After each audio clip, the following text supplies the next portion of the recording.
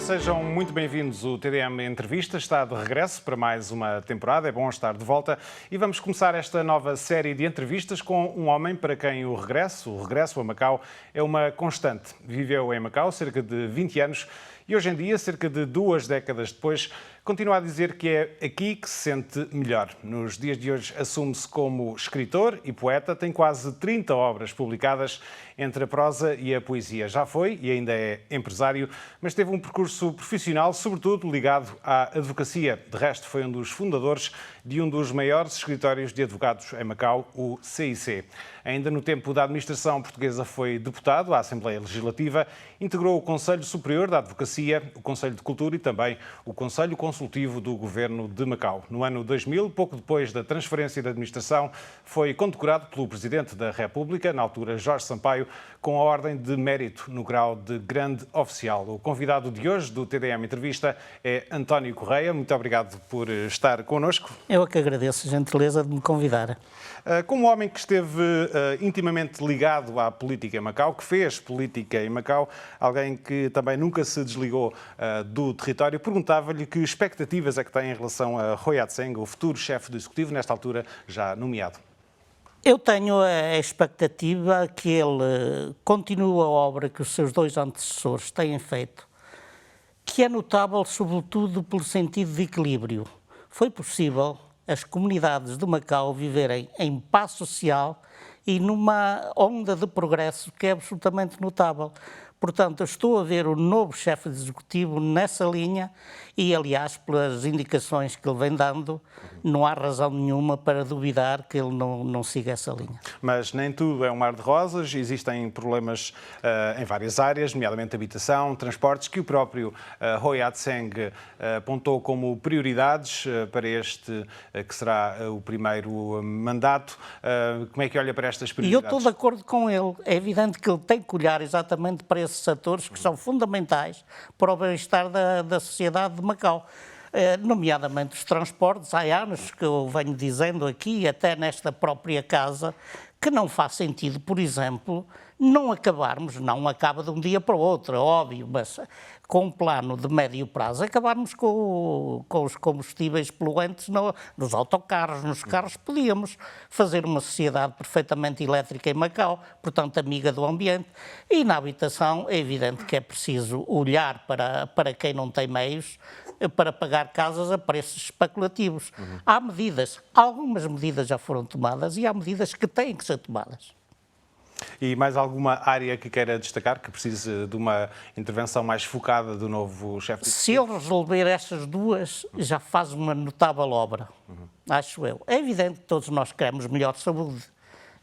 É uma área que é muito querida das pessoas e, portanto, pode haver melhorias nessa área, sobretudo atendendo ao crescimento de Macau, o problema do novo hospital nas ilhas e tudo isso são tarefas que o vão absorver muito e vão exigir muitos recursos, apesar de Macau os ter, ou pelo menos não ter esse problema, não conseguir financiar estes grandes projetos.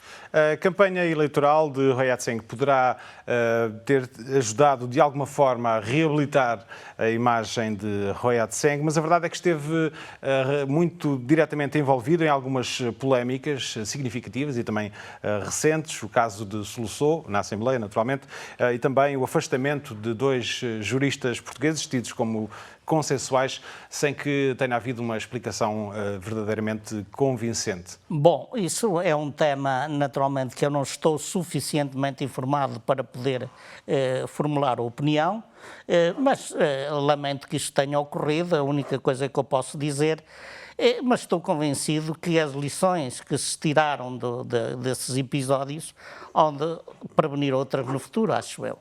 Alguns analistas têm chamado a atenção para o que chamam de uma crescente erosão das liberdades em Macau. Isto não só, mas também a propósito da proibição de uma manifestação, de solidariedade para com os manifestantes em Hong Kong e de crítica à ação policial na região vizinha. Como é que viu este incidente? Ora bem, eu vejo isto com alguma moderação.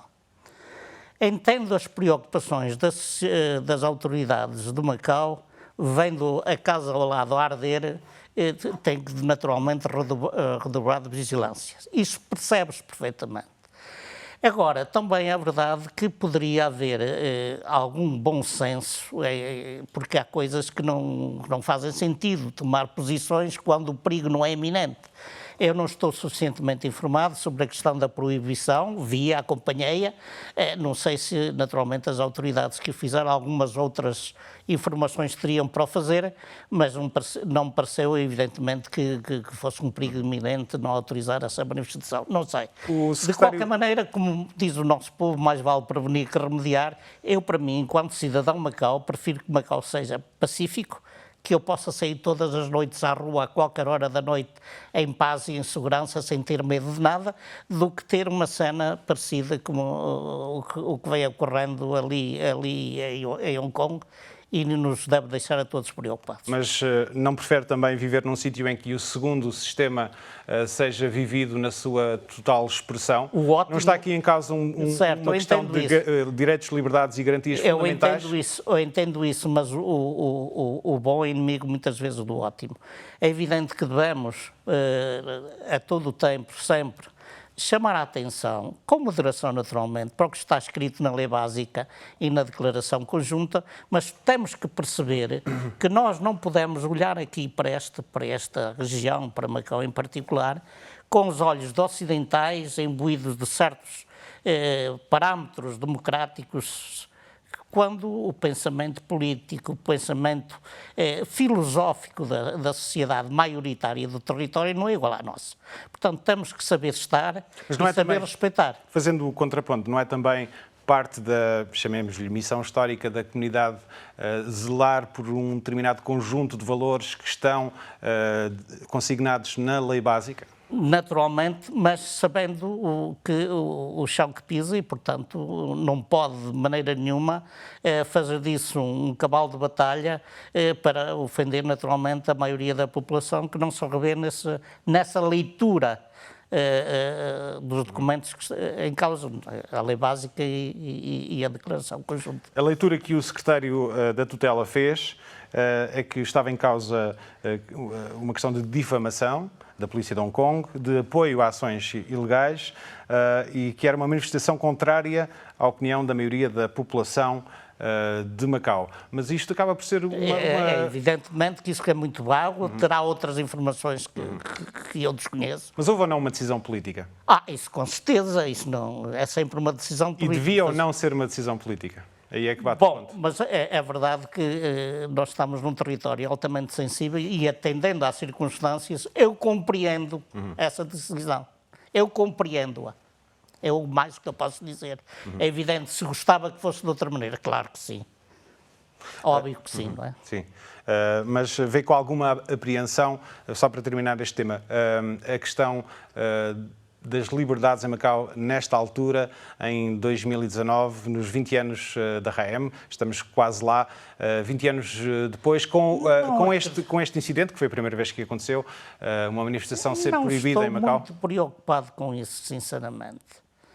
Naturalmente, pouco a pouco, vamos ter que nos habituar a decisões desta natureza, mas o facto de nós podermos estar aqui numa televisão pública a falar desta maneira já é um princípio de liberdade que nós estamos a exercer.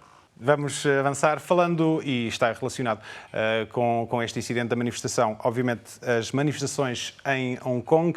Que leitura é que faz dos acontecimentos dos últimos 100 dias?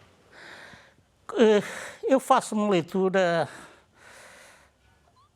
digamos que preocupada.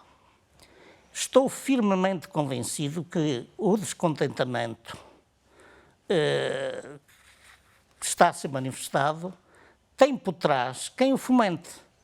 É a minha firme convicção que há de haver mão estrangeira a aproveitar algum descontentamento para gerar aqueles fenómenos. Esse é justamente o argumento de Pequim. E eu estou convencido que Pequim tem razão, porque não pode ceder em certas matérias de princípio. Uma coisa são as liberdades que podem ser exercidas em Hong Kong e têm sido exercidas. Há a liberdade de reunião, há a liberdade de manifestação. Não há liberdade de defender os símbolos nacionais da China, é evidente que não pode haver essa liberdade. Eles, naturalmente, os movimentos contestatários excederam-se manifestamente, as televisões em todo o mundo mostraram isso, e, portanto, eu acho que Pequim tem razão. Digo isto e assumo isso com total frontalidade. Acho que Pequim tem razão e, portanto, é aconselhável um pouco de moderação, exigir, sim senhor, as liberdades, mas não se pode exigir o que não havia no tempo colonial. Algum dia elegeram... Pode-se exigir o que está na lei básica. Sim, só o que estiver na lei básica.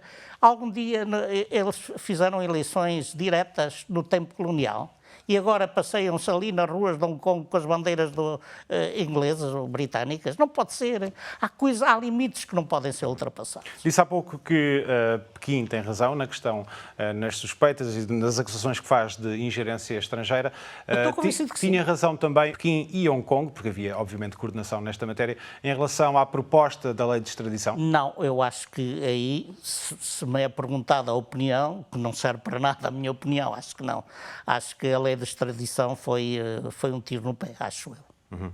Ou seja, acaba por compreender o início Sim, das mas isso foi o manifestações. protesto e depois foi exacerbado. Quer dizer, podiam naturalmente combater essa ideia ou essa lei e não chegar aos exageros que chegaram. Uhum. Acha que foi uma lei que nasceu em Hong Kong ou em Pequim? Uma proposta na altura? Isso não sei, não estou informado, não faço ideia, mas não me custa admitir que tenha sido concertada entre o Governo Central e o Governo local. É perfeitamente natural que isso aconteça. É este o seu olhar sobre Hong Kong, até agora, daqui para a frente? O que é que acha que pode acontecer, deve acontecer, uma solução para esta questão? Oxalá que não aconteça o pior. Mas eu estou convencido que Pequim não cederá e tem a paciência que nenhum outro povo do mundo teria, porque tem da força e, no caso, tem da razão, já poderia ter intervindo e a intervenção é sempre um desastre. Eu espero que a China... Mas depois havia um preço político altíssimo a pagar. Altíssimo. E, portanto... Bom, mas o tempo tudo cura. Já o mundo já esqueceu Tiananmen. E oxalá que isso não se repita. Aqui na TDM fizemos uma reportagem alargada nos 30 anos do Tiananmen. Oxalá que a China, com a sua sabedoria e a sua paciência, consiga que o tempo vá pondo as coisas no seu devido lugar. Sem violências, obviamente. Não há aqui uma falta de política, no sentido mais nobre do termo, em Hong Kong? Falta de ideias, falta de protagonistas na regiãozinha? Bom, eu não conheço suficientemente Hong Kong para já, porque estes movimentos são oriundos em classes jovens e, portanto, eu não sei realmente que motivações mais profundas os movem, mas é evidente que o desejo de uma certa autonomia tem por subjacente, em alguns setores, é a minha leitura, uma ideia de independência, começam a olhar para Singapura, etc. E isso, de facto, não pode ser tolerado por Pequim. Não pode ser. Isso é totalmente inaceitável. É essa a minha opinião. O que é que, no seu entender, está em causa mais profundamente para Pequim? É a própria eficácia do princípio um país, dois sistemas, a imagem internacional da China, a integridade territorial? Eu acho que a China privilegia a integridade territorial e, portanto, não vai permitir, seguramente, que haja tentativas de secessão. Isso não. Se não houver um desfecho positivo, também poderá querer dizer que a fórmula célebre que foi lançada por Deng Xiaoping não funciona. Sim, mas a China mudou. O pensamento chinês mudou. Já nos estamos longe do tempo de Deng Xiaoping. Portanto, é esta a linha política atual, que um dia pode mudar, mas enquanto mudar é esta, não tínhamos ilusões. Ou seja, está cético em relação aos próximos tempos em Hong Kong? Eu quero acreditar que a moderação ocorra naturalmente, até por cansaço. Até por cansaço de quem promove essas coisas. E estou convencido também que no dia em que ocorrer o entendimento entre a China e os Estados Unidos na questão da guerra comercial, vai acontecer a paz social ali em Hong Kong. Qual é a relação entre as Eu duas estou coisas? convencido que o fomento ocorre justamente como instrumento de pressão por parte dos Estados Unidos para obrigar a China a chegar aos termos que eles querem. Voltamos ao seu comentário inicial. Eu estou convencido disso. Existe, no seu entender, uma ação concertada por parte Eu dos estou Estados convencido Unidos? que sim. Aproveitaram naturalmente um pretexto para. É essa a minha opinião. Vamos regressar aqui a Macau e vou pegar numas declarações suas, já há não muito tempo. Disse que daqui a cerca de uma década não deverá haver magistrados de língua portuguesa em Macau. Mantém essa De língua convicção? portuguesa, bom, de língua portuguesa, ou seja, magistrados portugueses, etnicamente portugueses. Sim. Magistrados de língua portuguesa, ou seja, bilíngues chineses, com certeza. Porque isso é a evolução natural. Os juristas que se foram formando aqui no território, que são bilíngues, naturalmente vão progredindo na carreira, vão amadurecendo os seus conhecimentos profissionais e há de chegar um dia, que é a lei natural das coisas, em que não necessitam naturalmente nem de magistrados, nem de advogados importados de Macau. Quem cá está, está. Portugal. Ainda há Quem pouco cá tempo- está, está. Sim. Quem não está, não é necessário vir mais. Mas ainda há pouco tempo o Procurador afirmou que o Ministério Público ia na altura, Ainda bem. convidar mais magistrados a Portugal. Ainda bem, sim. Acha que é uma tendência que não se vai necessariamente prolongar no tempo, é isso? Isso, se ele o disse, é porque sente necessidade de importar gente. Ainda bem que o disse, mas isso só significa que tem essa necessidade agora, não quer dizer que essa necessidade se prolongue indefinidamente, porque não. As pessoas vão se formando e é uma questão de tempo onde ser totalmente localizados e com qualidade. Mas para além da questão da área do direito, num sentido mais estrito, não há aqui uma questão mais lata e de posicionamento de Macau, nomeadamente com Portugal?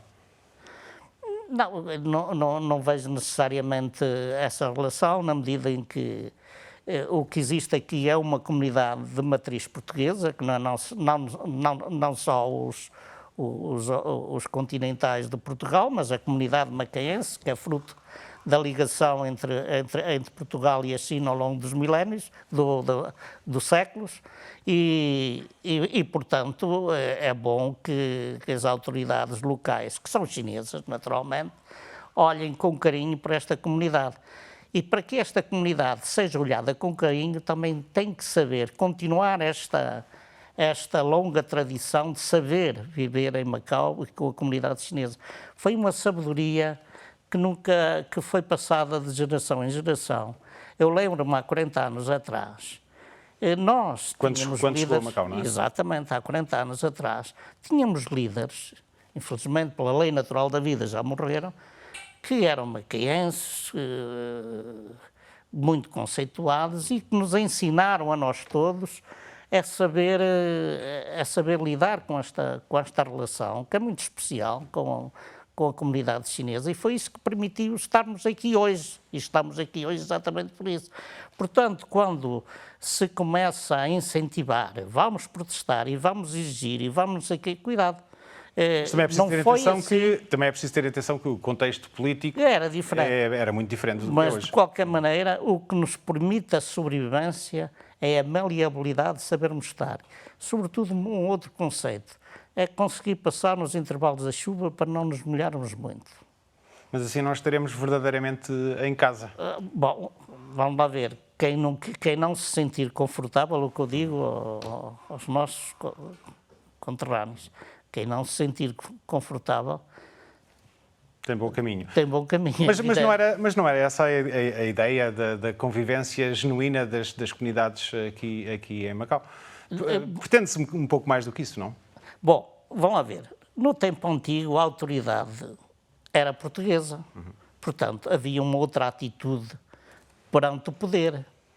Estávamos, no fundo, dentro da mesma comunidade, falávamos a mesma língua, entre aspas, e, portanto,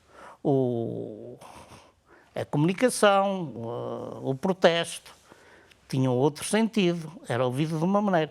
A relação de forças mudou-se. A comunidade chinesa, maioritária, Que sempre foi, sim. governa tão bem para uma pequena comunidade que tem que aceitar as regras do jogo atuais, que são diferentes, não são as mesmas.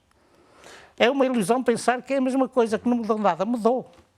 Quem é que trata melhor a comunidade minoritária? Foi a administração portuguesa em relação aos chineses ou a administração chinesa em relação aos portugueses?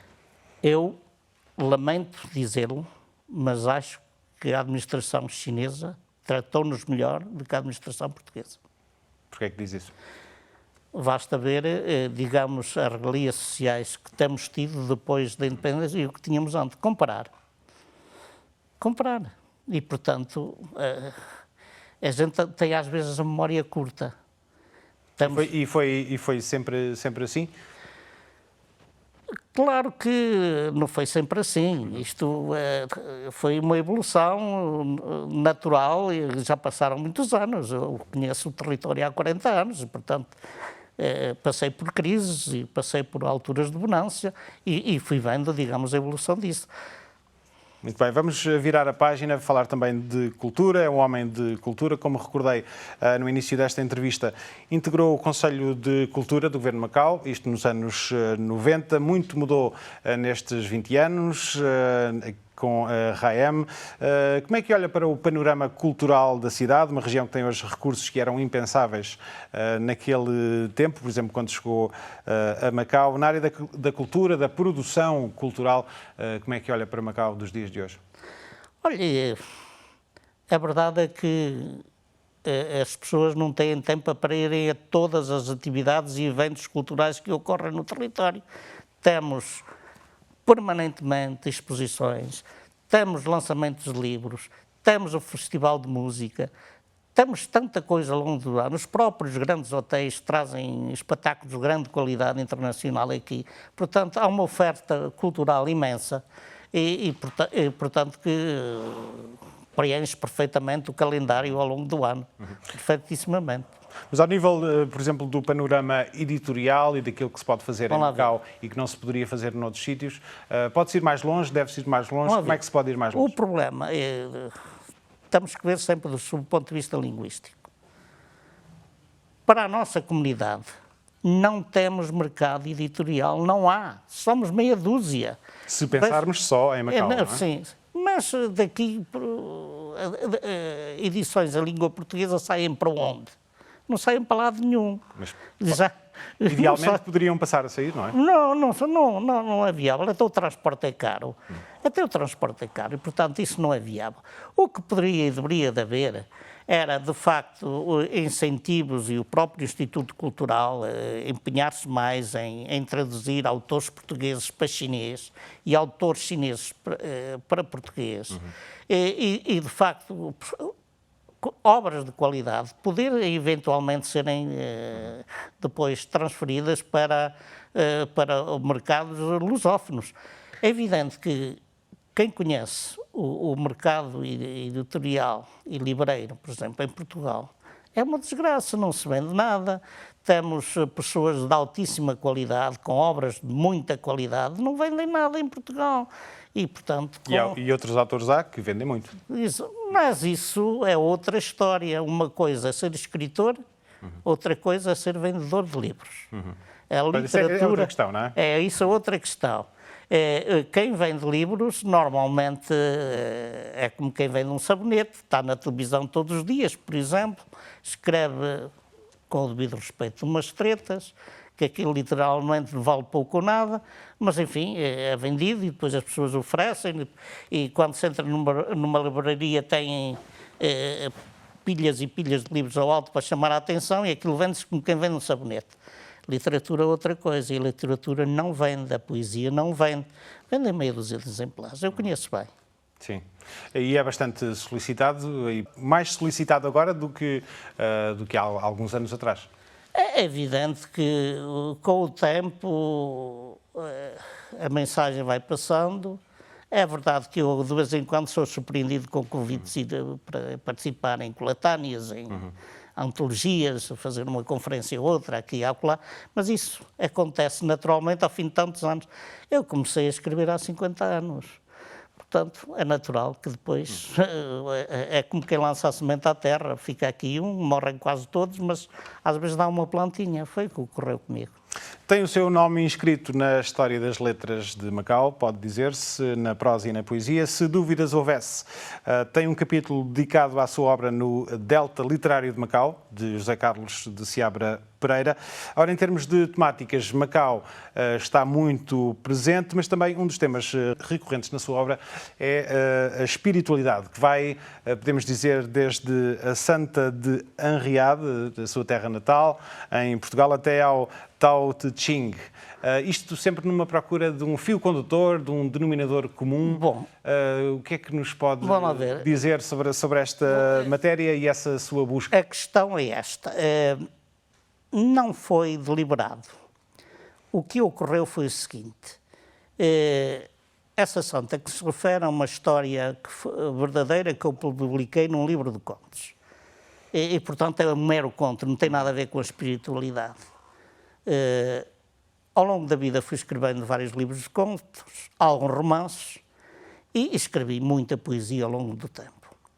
Ultimamente, com a idade, a gente começa a ter mais tempo para amadurecer e dou por mim a escrever com uma certa espiritualidade.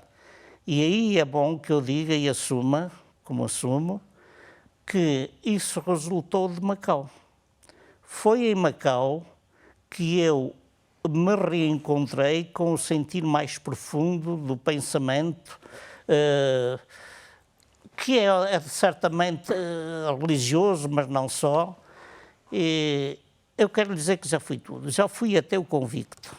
E, portanto, ainda bem, eu costumo dizer, fui ateu graças a Deus, porque depois de ter sido ateu, comecei a fazer o percurso inverso, comecei a duvidar. Fiquei ali no agnosticismo.